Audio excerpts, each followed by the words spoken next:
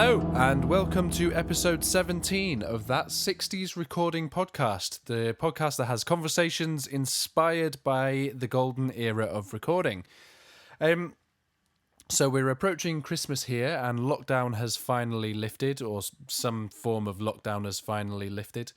I hope that you enjoyed the last episode with Jerry Hammack talking about his book, which is the Beatles Recording Reference Manual, Volume 5. And we have more from that conversation coming up today. And before we dive in, I just want to... I do say this a lot, but the podcast just keeps growing. I use Podbean to distribute this podcast, and the percentage increase of listeners is growing every episode, and it just absolutely astounds me. I didn't think for a second that I would have this many. I thought it would be good if I had 50 listeners per podcast, but we're well over 500 in every 2 weeks. I'm getting that brand new amount of not brand new amount of listeners, but the brand new listens to each podcast. So yeah, I really appreciate you all supporting me. Well, you're not supporting me. I really all appreciate you listening to this podcast, and please keep spreading the word and sharing it. And if you're enjoying it, please take the time to leave a review. You don't have to write anything. You just put 5-star review or whatever you want on iTunes. Don't think you can do it on Spotify. But every little helps. Every little thing like that helps grow the podcast and hopefully spread the word about what we're trying to do here. Okay, so we'll get back into this conversation. Here we go. Jerry Hammack, part 2.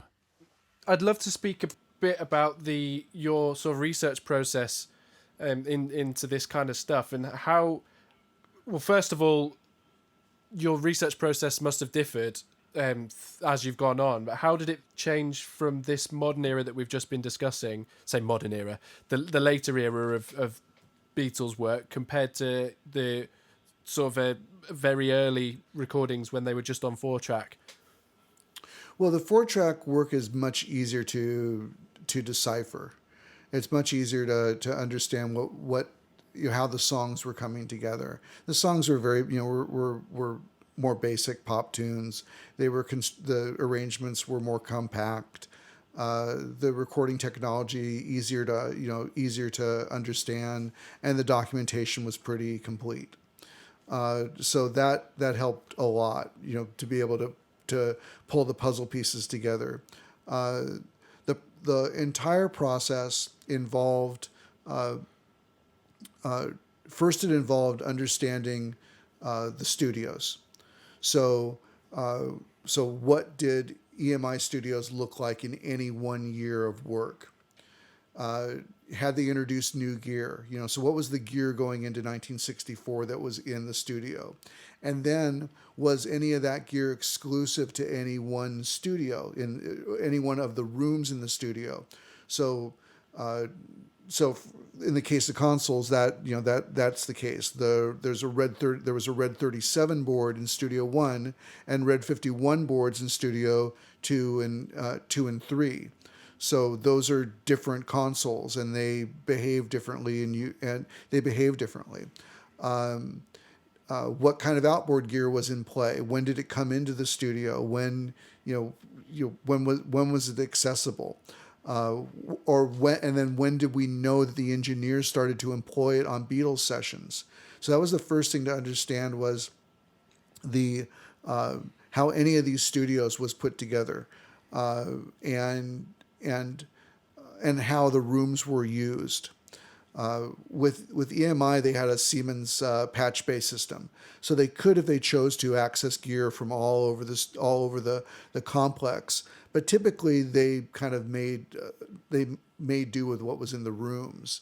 In any one room, they would get, as they were setting up for a session, the engineers would call for, I need an I need the Alltech compressors, and I need a Fairchild limiter, and I want the pop filter plugged into the console.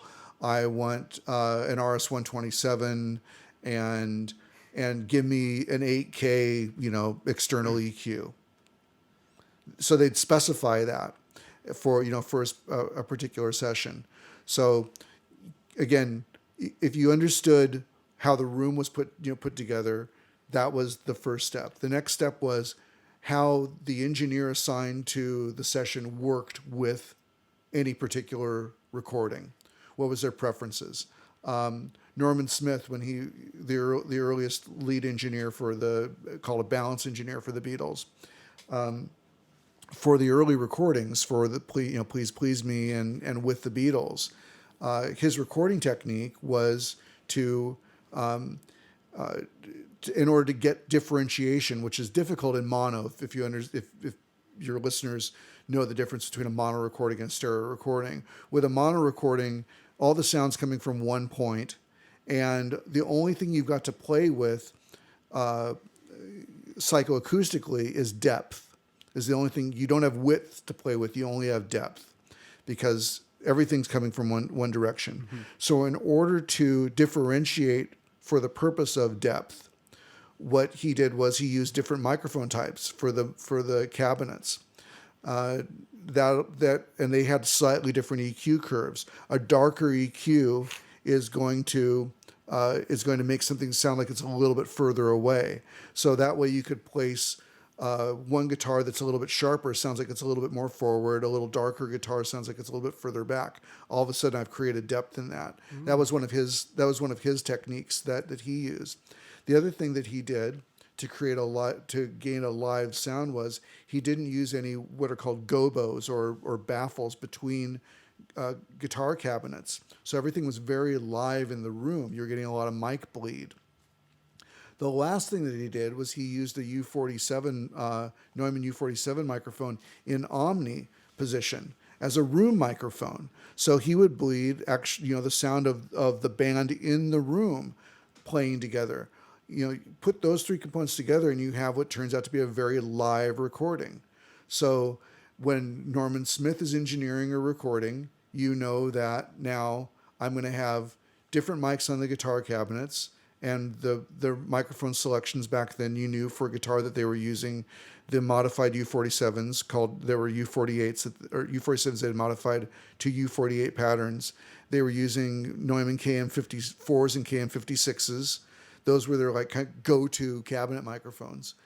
So those are in play. I know I've got a U40 or a U47 in Omni in the room.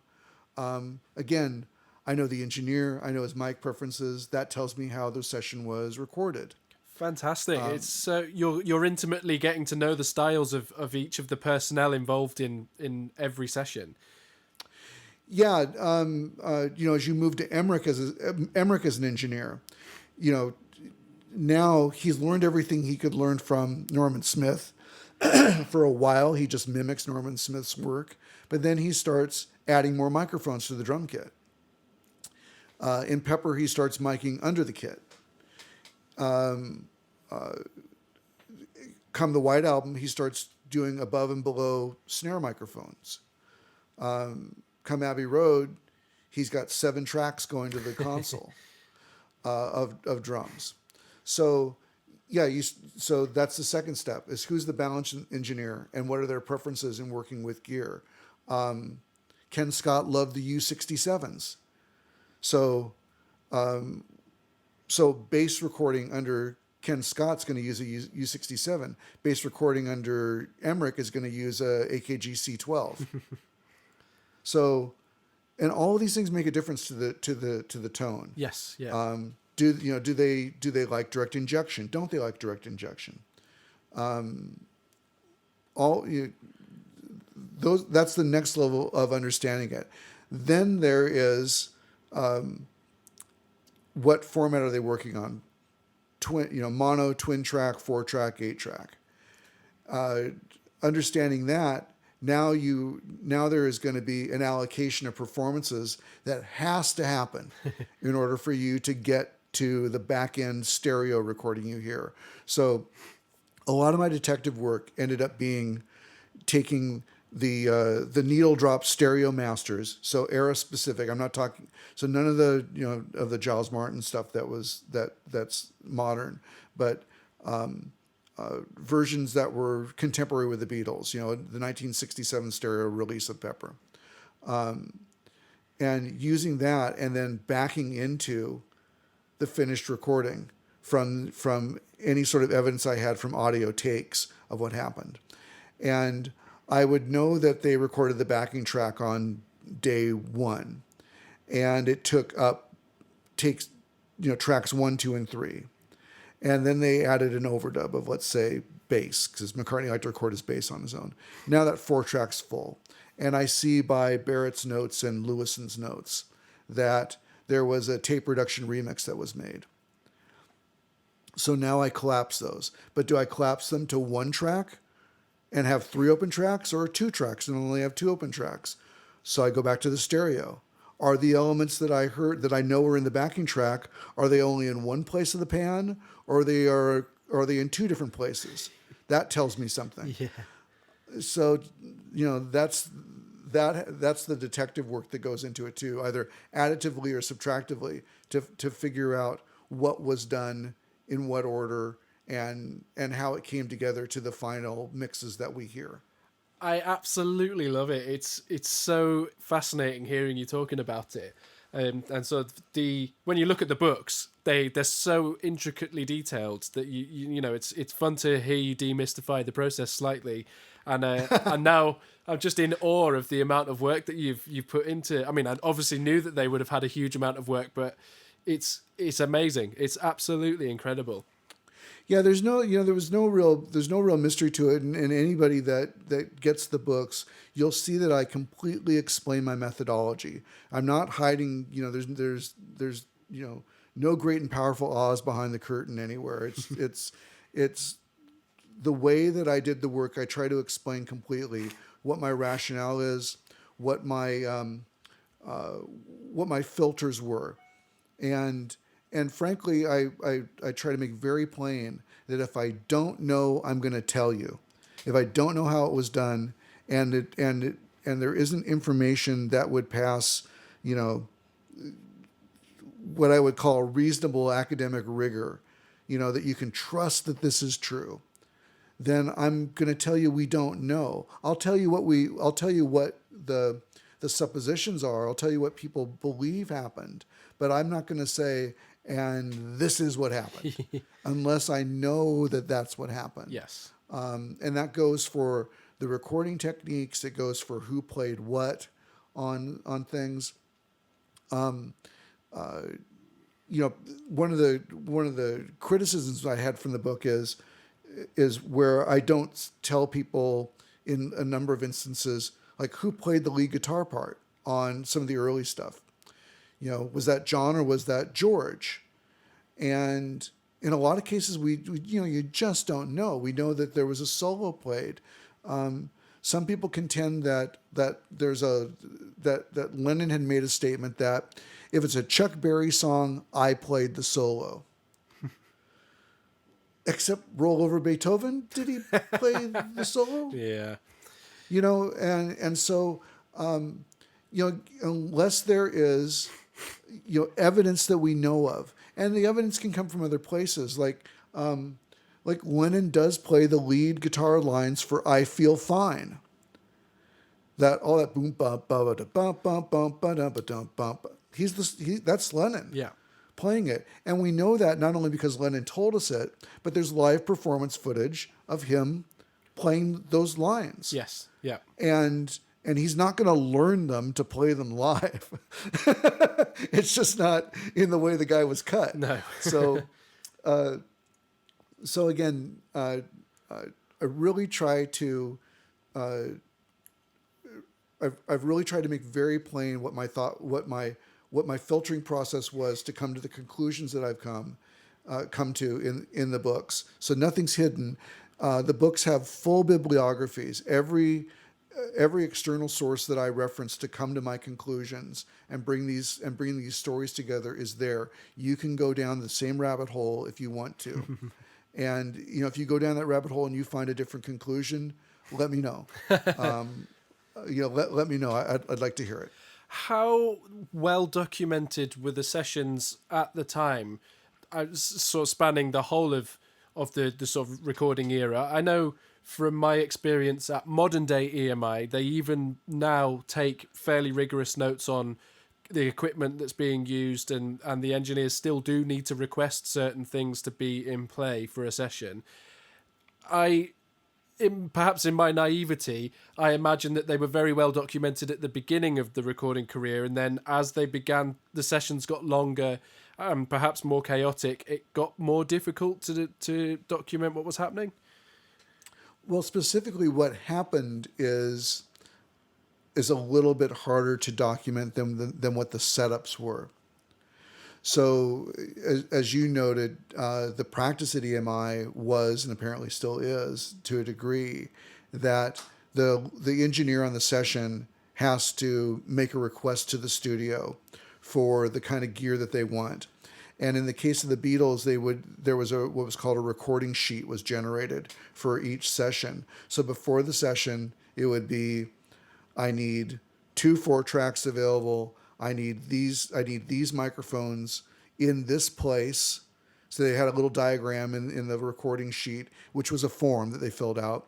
And there would be a diagram, and they would show the setup of the room. I want, a U67 here. I want a C12 here. I want my guitar cabinet set up here. I want a drum screen set up here. They would make all those requests. So in general, through the entirety of the work at EMI, it was that sort of information was well documented.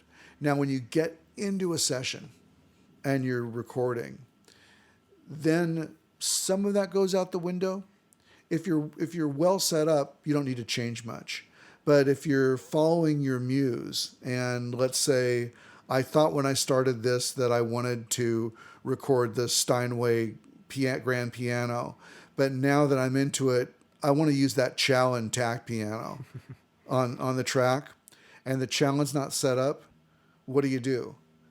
Well, you grab a microphone and you throw it in front of the Challen. Yeah. And typically, in the case of the Beatles, that was an AKG D19C, just kind of a workhorse dynamic microphone. It would just get, it was plugged in, it's available. You grab it and you throw it in front of the sound source and you record it. So that's how things go. In general, we know from the tape logs that Barrett generated, notes on the tape boxes themselves, recording sheets that Lewison had access to and did some documentation of. We know a lot of what went into the majority of the Beatles sessions up through Let It Be. And where it starts to fall apart is whenever they were at another studio, there was going to be a different method that studio used, either to count tracks or count takes, or just the simplest thing. And that what started to happen in those cases more reflects modern recording, where you're lucky if you get on a modern multi-track, you open up the box, of 2-inch tape, and there's a track sheet that just says, bass, drums, guitar. That's all, that's all you get. In the boutique studios that they use, Trident and Olympic, that was more the case. Like everything coming out of Trident, if it was a finished take, that was take 1. Okay. So it may not have been take 1. It could have just been... It's probably take 40 yeah. for the Beatles. But that was the one that they were working on. That's take 1 now in the Trident vernacular. Whereas in EMI, they were counting everything. That's take 40 on reel 3. And they would slate things on, they would slate the performances. There was a talk back that the engineers at EMI, they would, you'll hear it on a number of the bootlegs out there where you'll hear Norman Smith's voice or someone's voice come on and go, she's a woman, take 3. Yeah. Or you'll hear, this is Strawberry Fields Forever, RS3. And then the song starts. They'd slate them. So you'd know where they are, which is great for reconstructing history. I was about to say the exact same thing. I mean, how lucky are we that EMI's referencing was so meticulous? Yeah, absolutely. It's definitely the exception to the rule. It's not the rule. It's the exception. And mercifully they did for the greatest pop band ever, right? Yeah, it's the amount of serendipitous things that happened throughout the Beatles' career, and as sort of, as we find out more and more and more about them, it astounds me. I absolutely love it. It's so interesting. No, it is. It's endlessly interesting, and I mean, I'm still, to this day, whenever I'm back listening to the recordings, I'm back listening to the mixes and that. There's always something new to hear. There's always a new way to open your ears to something that they were doing and to learn from, which I love too. I love what I can learn as a producer and as an engineer from the Beatles to this day. I just think there's really powerful lessons from vintage recording that I hope are not lost in the perceived ease of the digital age. I hope that the conversations that the people I'm conversing with, they're going to hopefully be something to challenge what you've just said. I want, I've grown up in an era where it's really easy to do certain things, and I want to challenge that, because I've realized that there's a different way, and it's a beautiful way. So hopefully this is the antidote to that. Yeah, I mean, I'm not, I'm certainly not a troglodyte. I work completely in the box, and have done that for a number of years, and I'm grateful for it. I'm so grateful for it. I have, access here in Toronto to, a lot of vintage gear and setups and kind of spoiled for choice. Most of the time I'm like probably the majority of, of modern, engineers and producers, I'm working in a computer. I'm working with a little SSL 2 plus IO most of the time. That's all I need. Mm-hmm. And so I don't think you need to do things the most difficult way possible to get a good result. I think it's what I think the biggest difference between vintage recording and modern recording is, it comes in the intentionality of the artist. In that, before I put anything down, I know what I'm going for. I have a picture in my head. I'm not just recording stuff and in the mix I'm going to see what pasta ended up sticking to the wall. I go into my work, into my song, into my session with an idea of what I want to hear. I've got a vision for the song, and my work is only meant to bring that vision to life. They had to do it in back in the day. They had to do it that way. They had to have a plan for the session. You'll find that actually when the Beatles were without Martin, when they were kind of on their own and they didn't have the experience of being producers, that that's when you start getting 110 takes of Not Guilty. Just come on, not required. Yeah. And it's really because they went in and all they knew about that was they were going to record a song, and there wasn't this clear this clear vision of what was gonna happen with it. Even when on like Pepper, when Lennon would give Martin this nebulous instruction of I want to smell the sawdust for the benefit of Mr. Kite. That's still a direction. Yes. That's still a concept. That's still something now to accomplish. Is okay. Well, how do I smell the sawdust? And for Martin, it was like, okay, sawdust. It's a circus. This is So what's in a circus? Oh, we've got it started with a calliope. And they were thinking about actually using a calliope, which, if anybody knows what a real calliope is, it's the size of a pickup truck and weighs about 2,000 pounds, and can be heard 10 10 city blocks away. It was meant to attract attention to the circus. You're not putting that in a recording studio. No. So they faked it. But the idea was there. Like, how do we bring that calliope feel and that?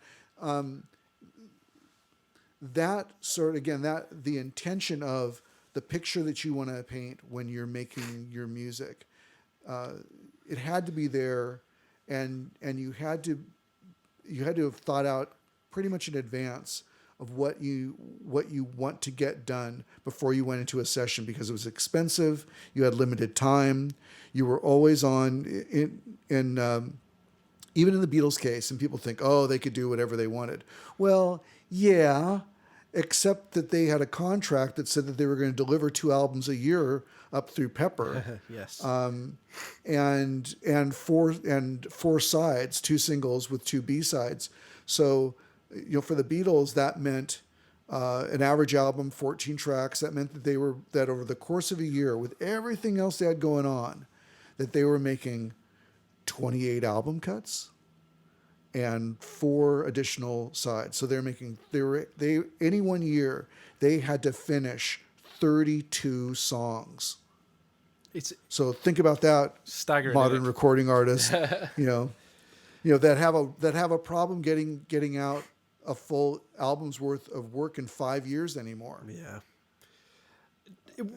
Yeah. With respect to what we've just been discussing, did you have a favorite era that you enjoyed researching more than the others? Well, the challenge when you get into the modern, their late era, the challenge there was a great one. It was a big mountain to climb.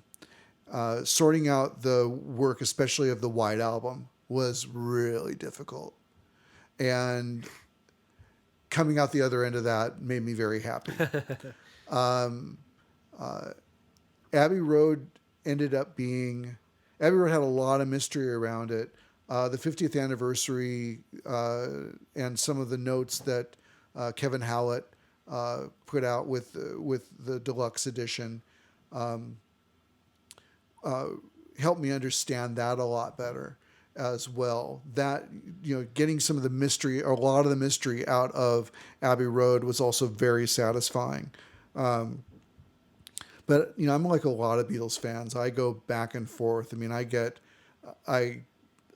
super excited by their early work just for how raw and immediate and wonderful it is. And, and then I get into Abbey Road and I hear an isolation of Billy Preston's organ work, and I just, inadvertently start drooling all over myself. So, yeah, but as far as the writing goes, I think, great challenges are always a wonderful thing to have. It's so the later era recordings, the Pepper on out, sorting those things out, making sense of them, and being able to explain that in a way that people can understand. I've enjoyed that a lot. I like that. Because my next question was going to be, what's your most challenging? But in a way, you've answered them both at once, because it's been the most satisfying and potentially the most challenging all at the same time. Yeah. The late recordings, sorting out, especially again as they moved to 8-track, because with the 8-track, because you can do what are called internal bounce downs, meaning I don't have to change the reel. I've got 8 tracks of audio. Let's say I've filled up 6 of them, and I know that I've got 3 more parts I want to record, so I'm going to run out of tape. Now in those 2 open tracks that I've got, I can reduce some performances. But EMI engineers never noted internal bounce downs. Okay. Right? So those in particular were a big challenge to sort out. Of if you got to point X on the recording, and I know that this other work was added, after point X. And now, what am I hearing, and how did those reductions come together to allow that? Like if you've got, again on an 8-track tape, but I've got four, four distinct backing vocal parts that I can hear, right? Mm-hmm. Or three distinct guitar parts that I can hear. And no one's told me that they changed, and I know from the tape logs that it's the same tape. Well, now I know that there was a tape reduction. So that helps me sort out and if that, and it also tells me what order that it happened to understand those. Because there's only, again, there's, if you've ever worked on tape and had to deal with these challenges, there ends up only being typically one or at most two ways that you can engineer a recording in order to get to the result that you hear in your headphones.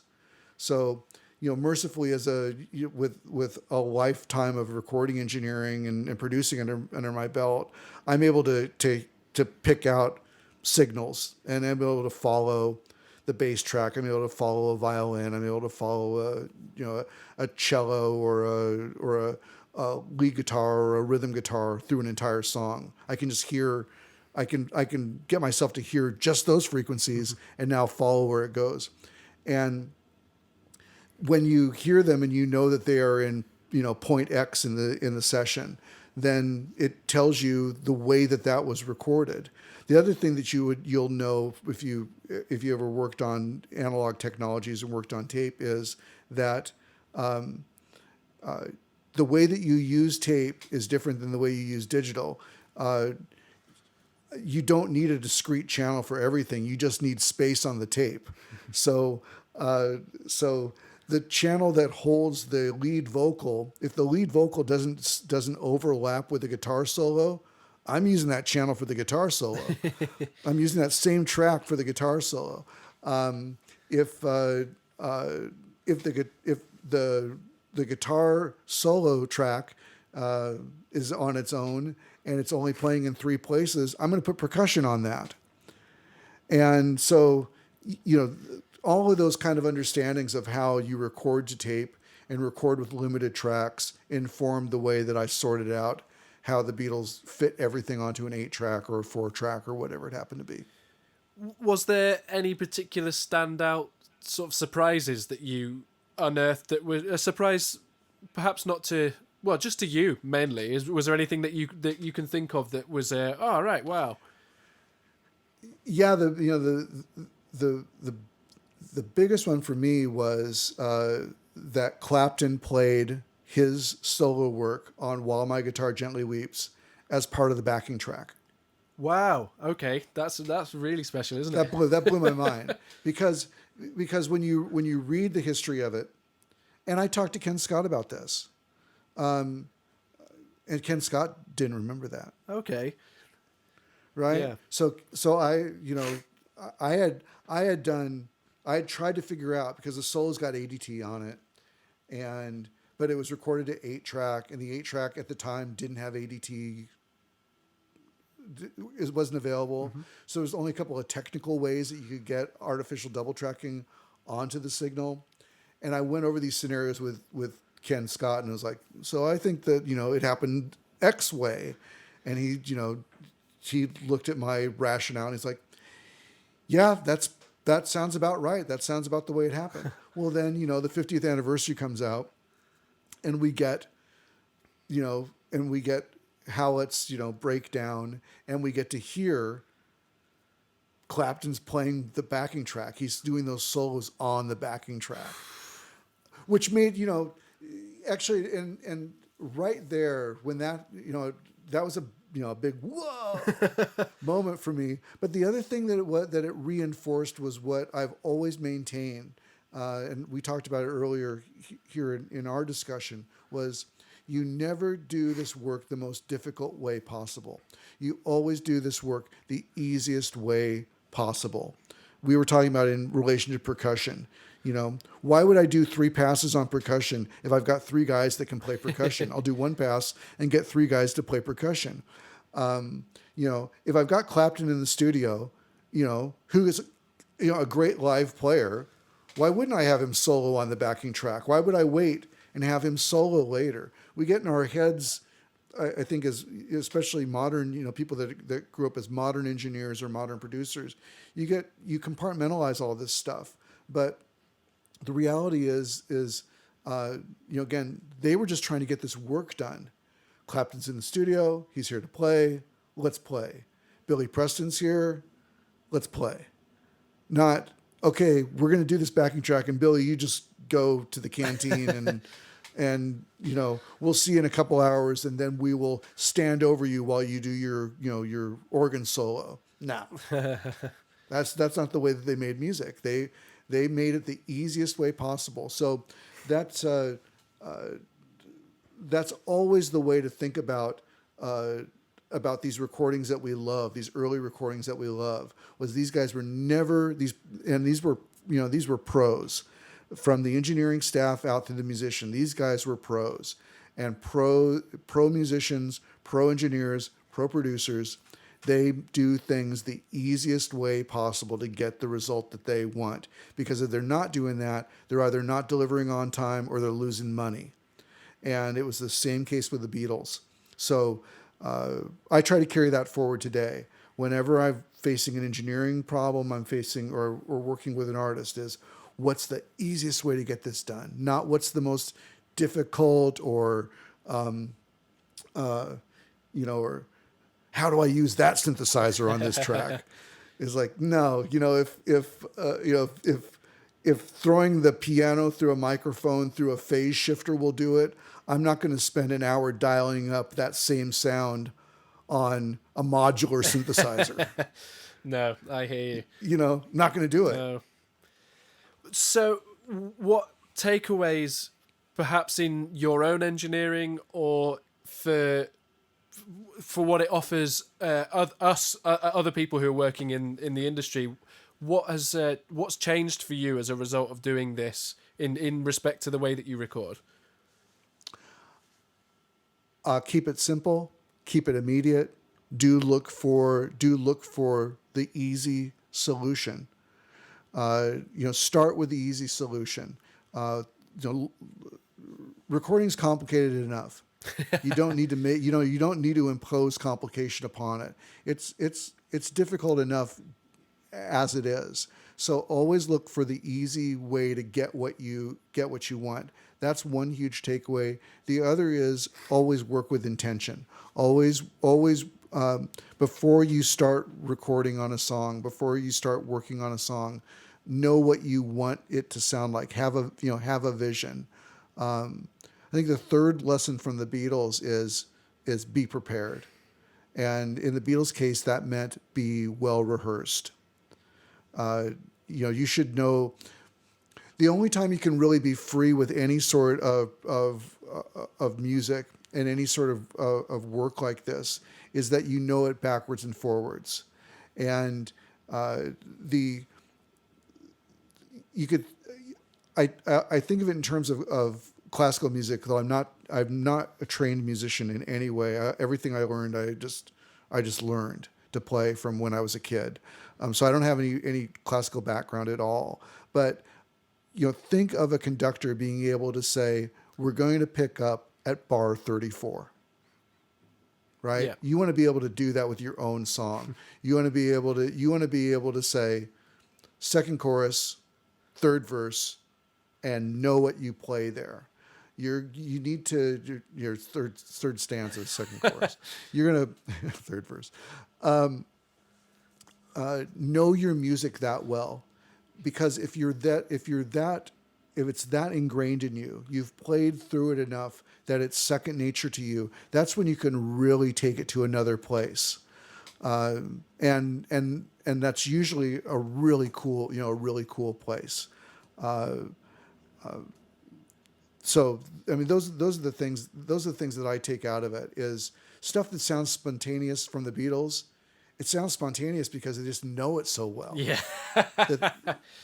It's not that they haven't practiced it. It's because they know it so well. They know it so well because they have practiced it over and over and over again. And I encourage you, if you can get your hands on the Niagara reels out there, to take a listen to I don't encourage you to listen to all 80 CDs worth of it or whatever it is. But I do encourage you even if there's just a website that gives you a listing of it, and take a look, and you'll again see what I mentioned earlier, where any one day at Twickenham, they might play The Long and Winding Road 35 times. Maxwell's Silver Hammer. I can tell you why that might have broken up the band. It's 2 days of 45 takes of Maxwell's Silver Hammer. I'm leaving the Beatles after that. Yeah, that's madness. So, just as we wrap up, when's the book out? Presumably, it's got a different release date in the US to in the UK. No, it'll be out the same time worldwide. Okay.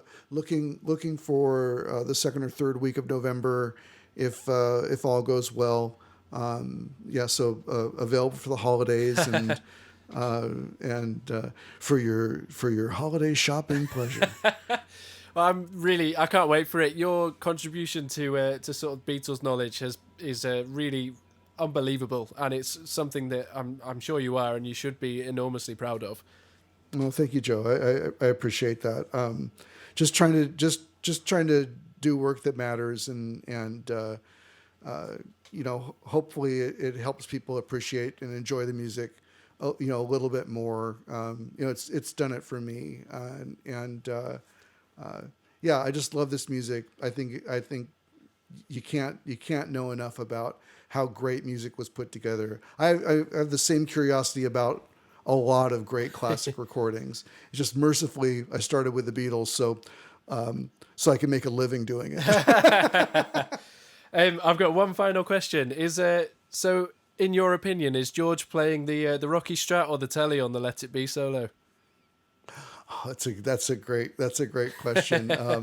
There's bootleg film of him playing Rocky, showing him playing Rocky, working on it as an overdub, and that solo was overdubbed.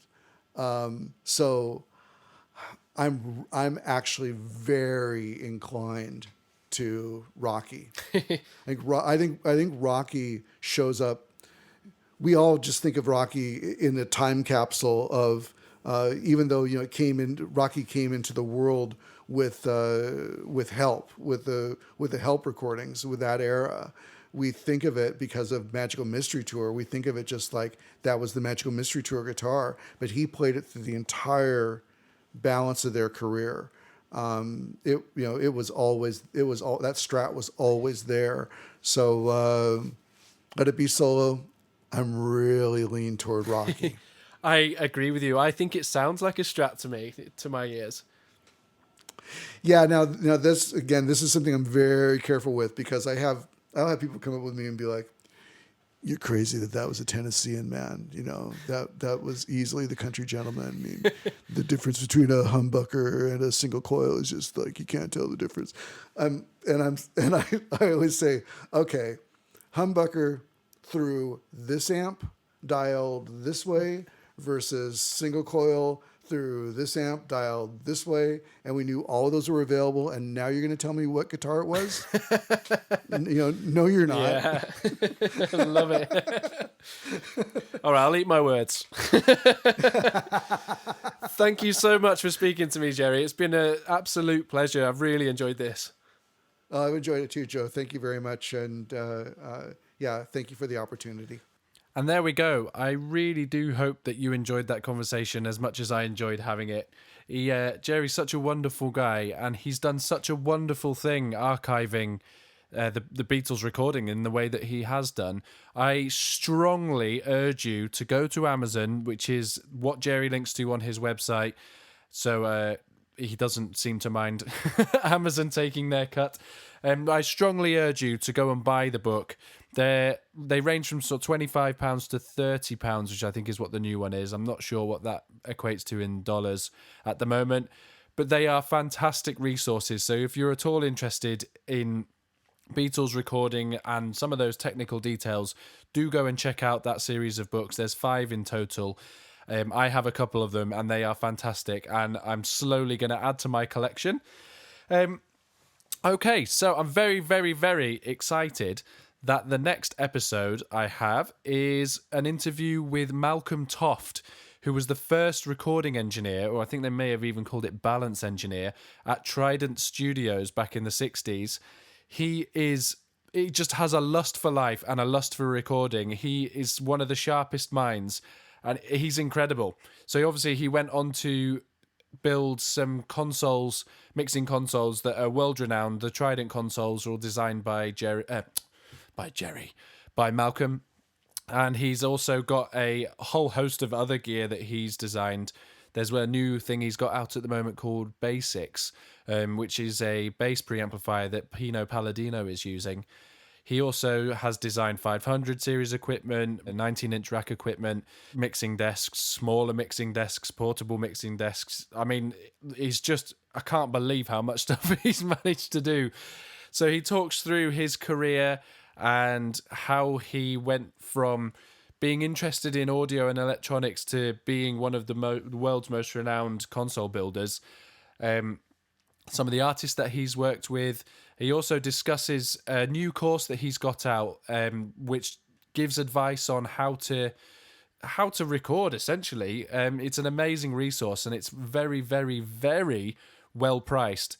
I will tell you more about that next episode, but it's really, really, really exciting, and I absolutely can't wait to share it with you. So that just leaves me to say, if you'd like to get in touch with me, you can do that at joe@allyouneedisdrums.com. My website is allyouneedisdrums.com. You can message me there about my bespoke recording for your songs, drum recording that is. There's also an archive of lots of Beatles songs that I've re-recorded on drums to click that you can use however you see fit. Chop them up for songwriting or do whatever you want to do. There is also some transcriptions on there of the Beatles songs that I have so far recorded. I'm slowly working my way through the whole back catalogue. Of the studio recordings, that is, and maybe one day I'll get onto some other bits and bobs like the live sessions. So yeah, you can do all that, and please do get in touch. I really do love hearing from you, and I love getting your suggestions. Okay, so I just want to say a big thank you to Joe Kane, who put together the intro and outro music for me. I really ought to get some transition music as well. That's something that's on my agenda to sort out. I'm going to speak to Joe. So if you're listening to this, I'm going to speak to you. And I also want to thank David Henshaw for putting together the beautiful artwork that he does for me every 2 weeks. So I will see you in a fortnight's time for my conversation with Malcolm Toft. Okie dokie, have a good one. Goodbye.